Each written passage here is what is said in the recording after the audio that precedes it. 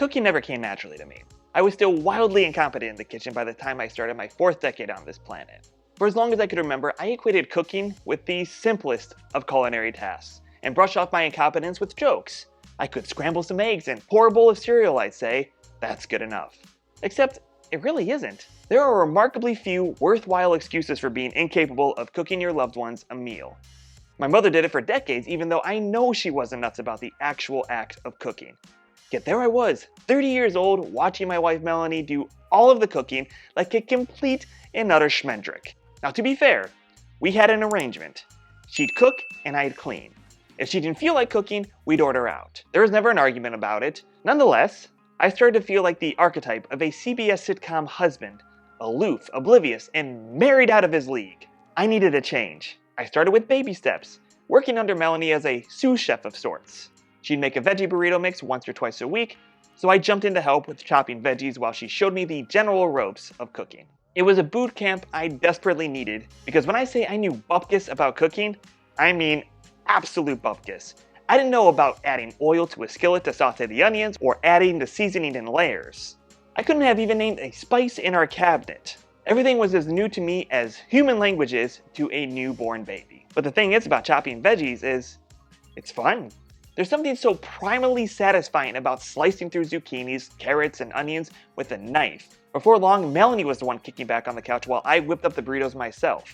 Over time, I found that I actually enjoyed cooking, disappearing from the world in my kitchen and preparing a meal for the love of my life. So what else could I cook? More importantly, why would I cook it? Melanie comes from a long line of unabashedly proud Greek and Greek-American women. When she wants to cook something special, it's Greek. Pastitsio, baklava, spanakopita, and vasolopita, to name a few dishes. So what could I cook that would say something about me? This overwhelming sense of culinary ineptitude collided serendipitously with a newfound interest in my Ashkenazi Jewish heritage. My connection to this aspect of my familial history was tenuous at best for reasons that might make good fodder for a 4-part limited series on HBO. Nonetheless, food was the one thing that came through the generations. Matzo ball soup, chicken paprikash, and all kinds of sweet pastries and desserts. I realized that if I wanted to explore this aspect of my identity, food would be the easiest and perhaps most palatable path.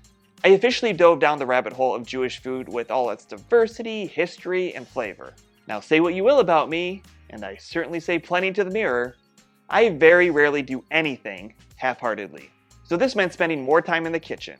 And it wasn't long before I turned the space between our spices, pots, pans, and oven into my mikveh, immersing myself in the culinary canon of my ancestors. Nowadays, writing recipes and articles about food is kind of my thing.